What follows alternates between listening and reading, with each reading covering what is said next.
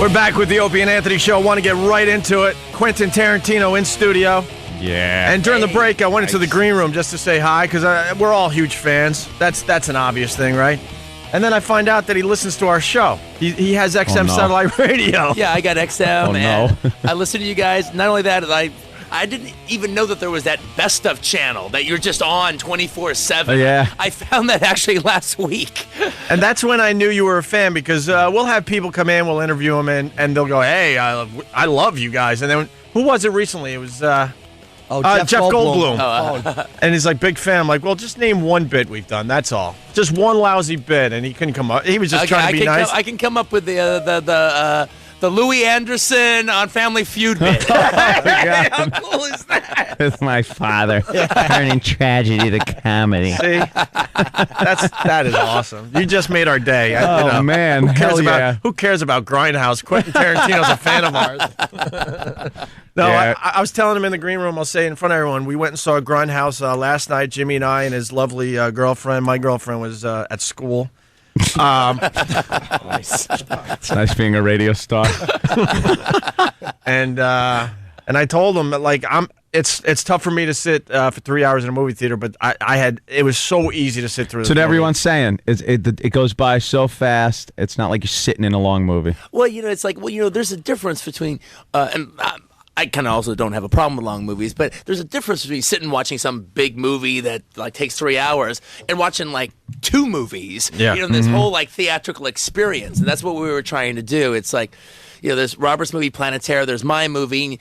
Got to be so good that you could take those out and they could exist on their own. But putting the trailers in there, we're trying to just give you like this experience of what it was like at the movie. So it's hopefully it's closer to like a ride. It definitely was. It's so it must. That kind of thing reminds me of when I was a kid. And you'd go to the movies, and it was such an experience, and those trailers were bigger than life and scary and kind of like adult-oriented, titillating, Oh, God, no, I remember actually going, somebody asked me, I actually had to think about this. What was like the first Grindhouse movie I ever saw? What I'd officially call that. And you actually just triggered something in my head right now. It was the Doberman Gang, and my grandmother took me to see it. And now the Doberman Gang was an exploitation movie, but like kids could see it. But the one that it was playing with was a movie called The Twilight People, which was like this Filipino a horror film, sort of like an Island of Dr. Moreau, and Pam Grier was in it, and she was like the Panther Girl. But it got me thinking that while I'm watching the movie with my grandmother, there was a bunch of trailers in the middle, and one of them was for one of my favorite women in prison movies, The Big Birdcage, also with Pam Grier. and I remember it was like the women are fighting, and this is one of the first times I ever saw this in my life. Women were fighting, and all of a sudden Pam Grier throws this girl on the ground. The woman calls her a nigger, and Pam Grier steps on her face, and she goes, "That's Miss Nigger to you." That's fantastic too. When you're a kid watching something like that, you feel like you're in on something so adult. The Big Birdcage. I gotta see that. Yeah. My uncle took me to a movie called "I Drink Your Blood." Yeah. And it was these bikers come into town and start hassling everybody. And these kids get this idea. They find a dead rabid dog and take the blood out and shoot it into these pot pies and feed it to the bikers. And the whole movie is then rabid bikers coming after people. Kind of like bikers a zombie. with rabies. Yeah. That is actually a terrific movie. Yeah. I can't believe you saw that when you were a little kid. Yeah, it was great, man. My crazy uncle took me to see it. That movie's out of control. I know. It's sick as a kid, man, And I loved it. I was fascinated by it. Oh, man, that one shot when he's actually injecting the meat pie. Yeah. Right, with the rabies. Yeah, and then they're foaming at the mouth, bikers just biting people. Fantastic, man. Exploitation films, they went away but you brought it back with this Grindhouse, that's for sure. Well, it's one of those things where it's actually, I hadn't thought about it until like I was going my New York tour. The movie will obviously be playing on 42nd Street, and I was like, holy hell, man, we're bringing 42nd Street back to 42nd Street. Bringing a little scum to 42nd. A little Bring skank. a little skank back. We're bringing a little, pre-Giuliani, all right, with 42nd Street going on there. It's amazing to me. You almost thought Mayor Lindsay would be the mayor now. It's amazing to me what you get out of actors too. Like when you see what Kurt Russell does in this, it's like you have this great knack of taking actors where nobody else has seen them go, and he plays stuntman Mike. Yeah. what a fantastic character this is in this movie. And the thing with Kurt Russell, he used to do roles like that, but he hasn't for so long, and you brought that wild side back. Well, in Kurt Russell. Well, it's funny because some people are saying, "So is you doing this like with Kurt Russell, like you do with John Travolta?" I go, "Well, I don't know if Kurt Russell needs my help that much. I'm doing pretty good." But there is that aspect. I remember it was like I don't know. Sometime around when he did that movie, Dreamer, that horse movie with Dakota Fanning, I'm opening up the newspaper and I see he has like a silhouette shot on Magic Hour of Kurt Russell and Dakota Fanning and a horse just running. And I'm like, okay, when is Kurt Russell going to be a badass again? I want Snake Plissken back. What's going on here? I'm McCready from The Thing. And then when I came up with the idea of Stuntman Mike and I wrote the character, then I just kind of thought of Kurt. And then after I thought of him, I just couldn't put the monkey back in the box. It was like, that's the guy. It's a great character.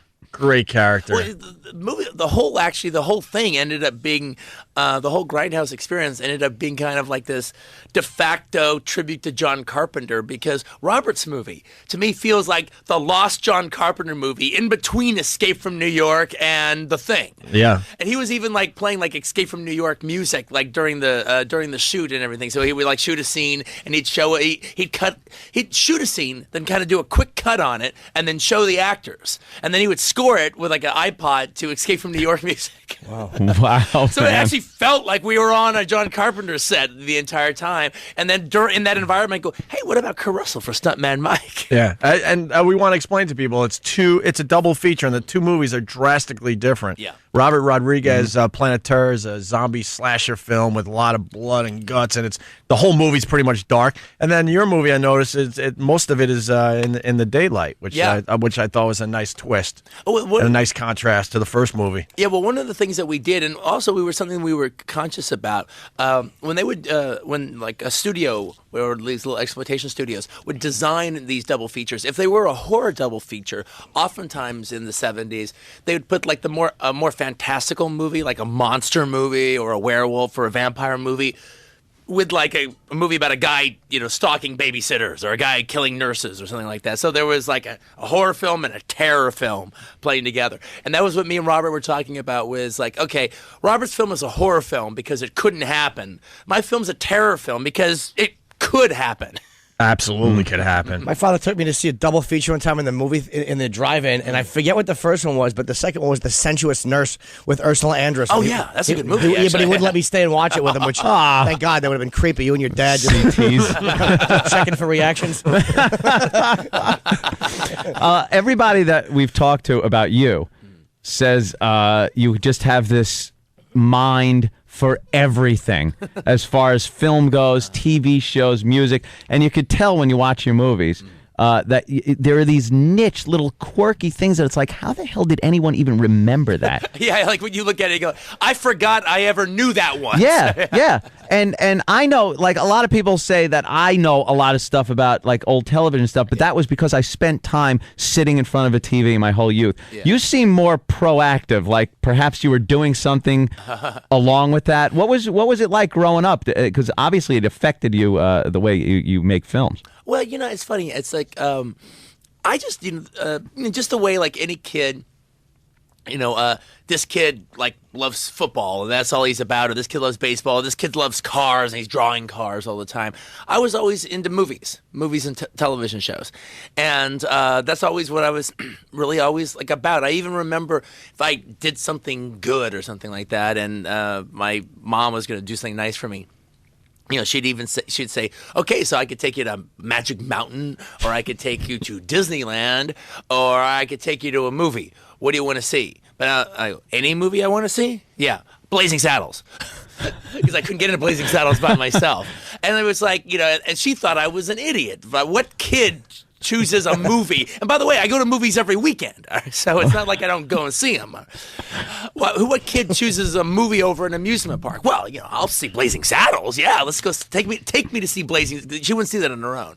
And I always picked a movie. It was always what I was into. Movies were a huge part. Me growing up, I remember at a movie theater like real close to my house. And we used to walk there and see things, and you could sit there all Saturday. Oh, yeah. You'd watch the same movie. I remember like Kelly's Heroes would be playing, and I'd just sit there and watch it like 3 times.